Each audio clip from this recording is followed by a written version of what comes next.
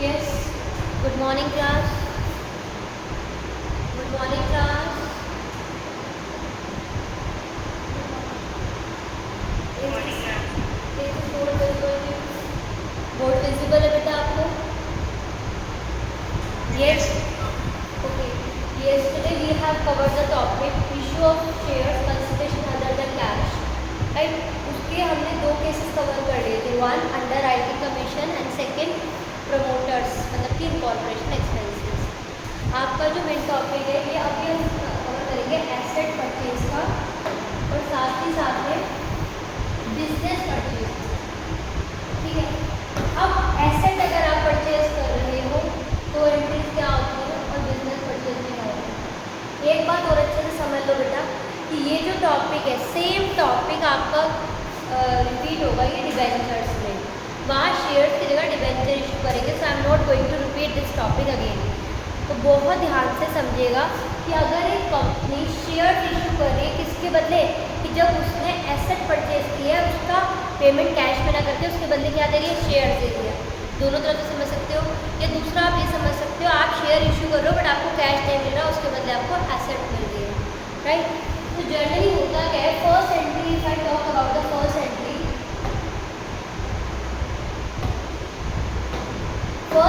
आपकी होती है एसेट परचेज की. बेटा अगर मैं आपसे वैसे पूछूं एसेट परचेज मान लो किसी पर्सन ने मशीनरी परचेज करी है ऑन क्रेडिट तो आप एंट्री क्या बनाते हो. 11th का कॉन्सेप्ट है अगर आपने मशीनरी परचेज करी है तो आप एंट्री क्या बनाते हो. Machinery account debit to cash जब कैश में खरीदी है. और अगर उधार खरीदी है तो ऑन क्रेडिट हो तो suppose I have purchase machinery from Saurabh so what will be the entry. I said machinery purchase on credit from Saurabh. So machinery increase and creditor increase. So machinery account debit to yes machinery debit to Saurabh. ये entry होती थी. यहाँ पर भी अगर मैं entry बनाऊँ suppose मैंने मशीनरी फर्स्ट एंट्री होती है एसेट परचेज की. मैं एसेट को मान लो फिलहाल हम मशीनरी परचेज कर रहे हैं तो एंट्री क्या हुई machinery account debit to vendor account. Vendor मतलब जिससे परचेज करी है हमने जो सेलर है टू वेंडर अकाउंट. जितने की मशीनरी परचेज करी है फर्स्ट एंट्री तो ये आ गई. If I talk about the second entry second में क्या होगा आप उस वेंडर को मैं आफ्टर फ्यू डेज या after few month I am paying to that vendor. जब मैं उस वेंडर को पे करूँगी तब मेरी एंट्री क्या होगी वेंडर डेबिट टू कैश. मान लो राम से खरीदी थी यहाँ पर राम हो जाता है राम डेबिट टू कैश तो एंट्री होगी वेंडर डेबिट टू जो भी आप पे कर रहे हो. ठीक है. टू सपोज मैं कह रही हूँ कुछ अमाउंट कैश में पे कर रहे हैं टू कैश अकाउंट और कुछ अमाउंट अगर आप शेयर्स में दे रहे हो तो फिर एंट्री क्या होगी vendor debit to equity share. Vendor debit to cash के लिए क्या दे रहे हो आप टू इक्विटी शेयर कैपिटल. हाँ बेटा नहीं बेटा वेंडर नहीं लिखोगे. You will be writing the name of the person from which we have purchase our machinery. आपने अगर परचेज करी है मशीनरी एक्स लिमिटेड से तो you will be writing machinery account debit to X limited. If you have purchase from sun limited तो you will be writing machinery account debit to sun limited. I am telling you the vendor is the person from whom we have purchase the goods तो उसका नाम आएगा. Third entry की अगर vendor को आप equity share दे रहे हो तो vendor debit to equity share capital account.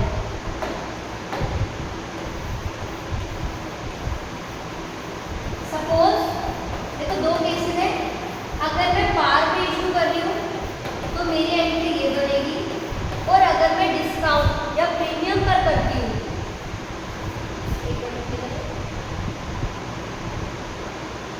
अगर मैं पार पे कर रही हूँ तो ये एंट्री बनेगी आपकी.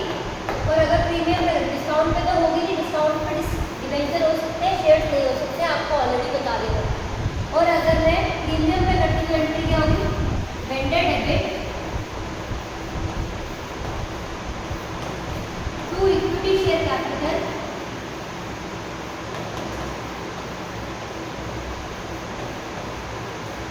To security premium reserve account.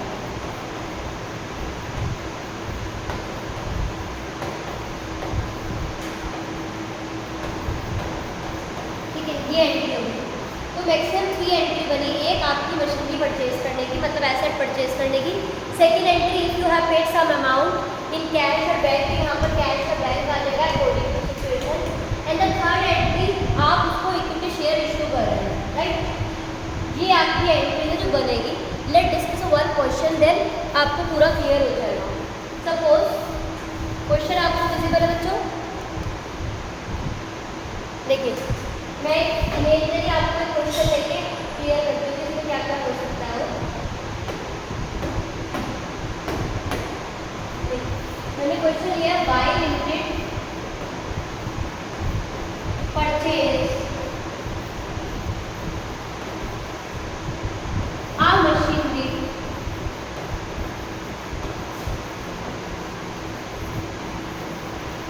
₹4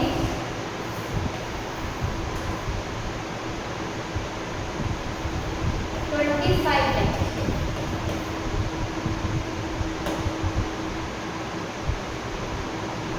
from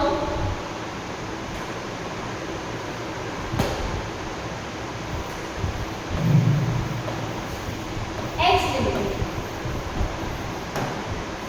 Y Limited paid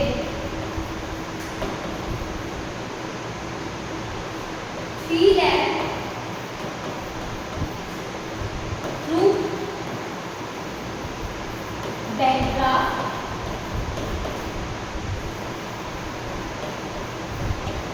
and for remaining amount it issued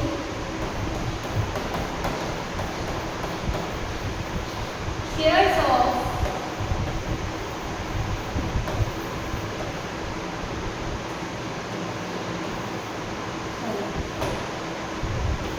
₹10 each। अब मैंने प्रीमियम वाला नहीं लिया, मैंने सिंपल क्वेश्चन लिया है। क्वेश्चन को देखिए, वाई लिमिटेड ने परचेज कर लिया एक मशीनरी 25 लाख की। उसके अंदर किससे परचेज करी है, वेंडर कौन है यहाँ पर देखिए, किससे परचेज करी है वो कौन होता है, वेंडर होता है। तो वेंडर कौन है, एक्स लिमिटेड। कितने की परचेज करी है, 25 लाख की, जिसमें देखिए 3 lakh through the bank card दे दिया और बाकी के लिए क्या दिया, इक्विटी शेयर दिए 10 रुपीज़ का ईच। क्वेश्चन क्लियर है? यस, क्वेश्चन क्लियर है बच्चों? क्या बोलो बेटा, एक बार रिपीट करिए।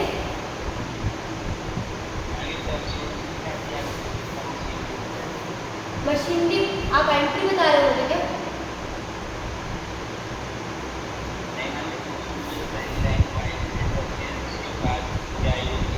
मशीनरी परचेज करिए बेटा 25 लाख रुपीज़ की। देखिए फर्स्ट एंट्री अगर बात करो तो क्या होनी चाहिए, कोई बताएगा ना मशीनरी परचेज की फर्स्ट एंट्री क्या होगी, बताइए क्या एंट्री होनी चाहिए? Yes, machinery account debit to X limited, क्योंकि वेंडर का नेम क्या है, एक्स है, टू एक्स लिमिटेड। कितने का परचेज किया मैंने, 25 लाख की, right. Second entry, what I have done, I have paid 3 lakh rupees through the bank draft. मैंने 3 लाख रुपीज बैंक ड्राफ्ट के थ्रू पे कर दिया। तो एंट्री क्या होनी चाहिए, एक्स लिमिटेड अकाउंट डेबिट या X limited debit to bank account. कितना पे कर दिया मैंने, 3 लाख। बच्चों कितना अमाउंट रहेगा फिर, यस कितना अमाउंट रहेगा फिर, 22 लाख। ये दो एंट्री हम बना चुके हैं, machinery account debit to X limited, X limited debit to bank. Third entry मेरे पास 25 लाख की मैंने मशीनरी परचेज करी थी, जिसमें से 3 लाख रुपीज़ मैंने बैंक के थ्रू दे दिए, बैंक ड्राफ्ट में बैंक के थ्रू दे दिए। तो 2 लाख रुपीज़ के मैं क्या इशू करूँ, इक्विटी शेयर। एंट्री क्या होनी चाहिए, एक्स लिमिटेड अकाउंट डेबिट, मैं अपना क्रेडिटर को रिमूव कर दूँ तो X limited debit to equity share capital account.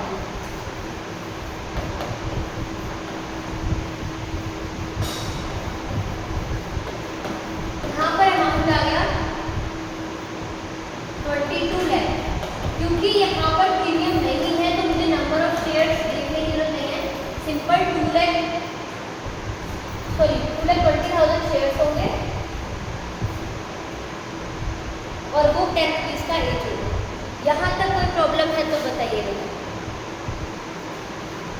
In 3 entries में कोई प्रॉब्लम अगर आपको लग रही है तो मुझे बता दीजिए। फर्स्ट एंट्री थी मशीनरी परचेज की 25 लाख की, out of which we have paid 3 lakh. Second entry थी पेमेंट की बैंक के through, and the third entry was to pay equity share of remaining amount जो कि थी 25 लाख माइनस 3 लाख 22 लाख। इसमें कोई डाउट? यस 12 भी इसमें कुछ डाउट? अब क्वेश्चन में थोड़ा सा मैं चेंज करवा रही हूँ जो कि सबसे इम्पोर्टेंट पार्ट है। अगर मैं इसी क्वेश्चन में, आप देखिए इसी क्वेश्चन को देखिए, ये क्वेश्चन था जिसमें मैंने यहाँ पर एक अमाउंट को मैं चेंज कर रही हूँ कि जो आपके शेयर इशू करे हैं वो 10 रुपीज़ की जगह 12 रुपीज़ पे करें, 2 रुपीज़ के प्रीमियम में। यहाँ पर 10 की जगह मैं क्या लिख रही हूँ, 12 रुपीज़ पे करें, दैट इज 10 प्लस 2 रुपीज़ के प्रीमियम में। तो क्या इम्पैक्ट आएगा आपको पहले ये नोट करना है बच्चों, पहले ये नोट करना है, विदाउट चेंज वाला आपको नोट करना है, या पहले 22 वाला भी बता दूं फिर एक साथ कर लोगे? बताइए,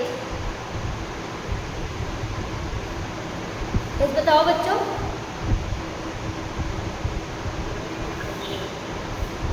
बता देखिए, अगर आपने 25 लाख की मशीनरी परचेज करी, 3 लाख दे दिया एंड द रिमेनिंग अमाउंट आपको देना है इक्विटी शेयर, वो भी प्रीमियम पर, तो क्या इम्पैक्ट आएगा? First entry will remain same, first entry पे कोई इम्पैक्ट नहीं आएगा, ठीक है। सेकेंड एंट्री 3 लाख दे दिया, इस पर भी कोई इम्पैक्ट नहीं आएगा। आएगा कहाँ? इस थर्ड वाली एंट्री। क्या इम्पैक्ट आएगा कोई बता सकता है? ये थर्ड वाली एंट्री में क्या चेंज आएगा?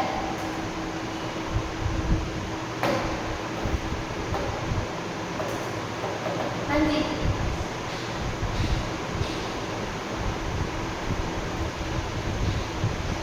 थर्ड वाली एंट्री में बच्चों बताओ क्या चेंज आएगा?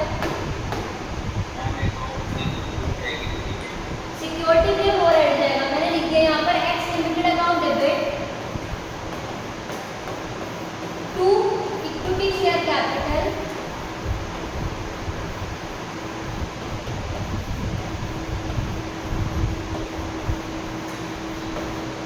To security premium reserve account.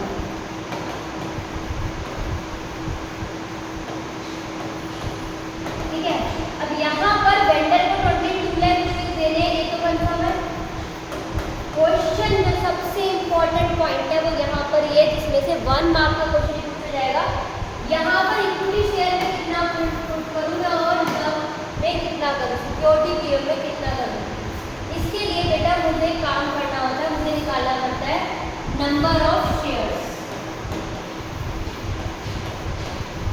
उसका फॉर्मूला होता है, स्टेप 1 मुझे निकालना है number of share, amount upon issue price. Amount कितना है यहाँ पर 22 लाख, और इशू प्राइस कितना है मेरा, मैं 1 रुपीज़ का प्रीमियम ले लूँ, ठीक है। मेरा इशू प्राइस है 11, तो मेरे जो नंबर ऑफ शेयर्स है वो कितने आएंगे? 2 लाख। यहाँ तक कोई प्रॉब्लम है? सिंपल कैलकुलेशन है। मैंने क्या किया है, नंबर ऑफ शेयर्स कैलकुलेट किए। नंबर ऑफ शेयर कैलकुलेट करने का फॉर्मूला क्या है, अमाउंट अपॉन इशू प्राइस, कि आपने एक शेयर कितने में दिया है, तो आपको पता चलेगा कितने शेयर इशू करे आपने, 2 लाख। जब ये आ गया तो स्टेप सेकंड होता है इसके अंदर पुट करना। 2 लाख शेयर 10 का ईच, तो 2 लाख इंटू 10 में चला गया इक्विटी शेयर में, 2 लाख इंटू 1 चला गया आपका प्रीमियम। दोबारा से सुनिए, आपकी एंट्रीज क्या थी, मशीनरी मतलब asset debit to vendor, vendor debit to bank, ये 2 एंट्री तो नॉर्मल थी। Third entry vendor debit to equity share capital, अगर पार पे किया है, पार पे किया है तो आपको नंबर ऑफ शेयर कैलकुलेट नहीं करने हैं। बट अगर मैंने सिक्योरिटी क्लेम पे किया है तो मेरी एंट्री में चेंज क्या आया है, vendor debit to equity share to security premium reserve account. So vendor की जो अमाउंट है दैट इज ऑलरेडी नो, ये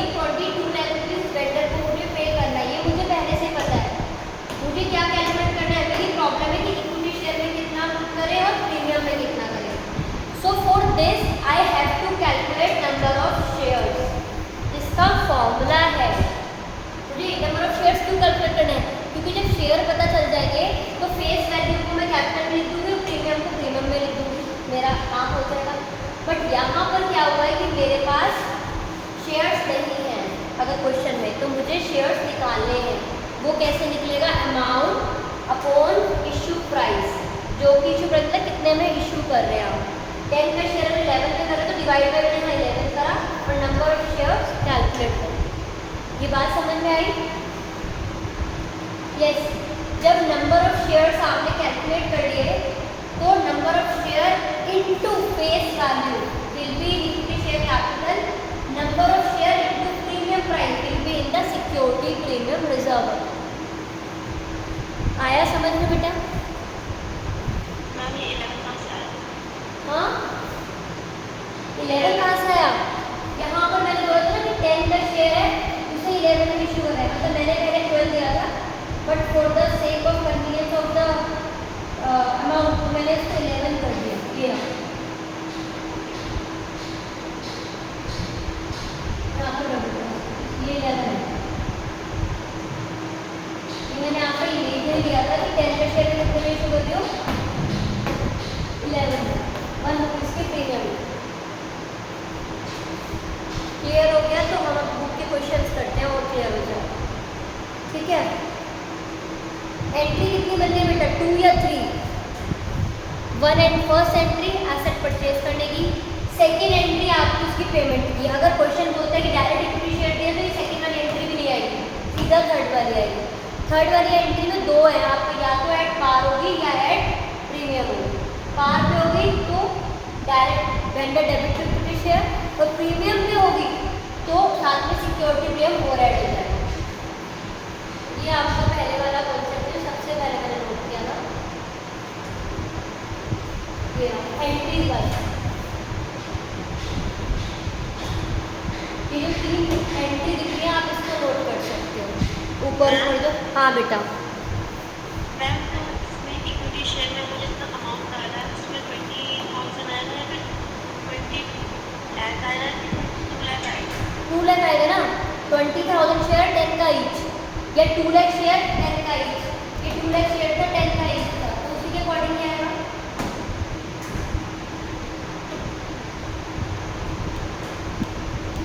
ये रिफ्रेश स्टार्ट हो गया, सॉरी।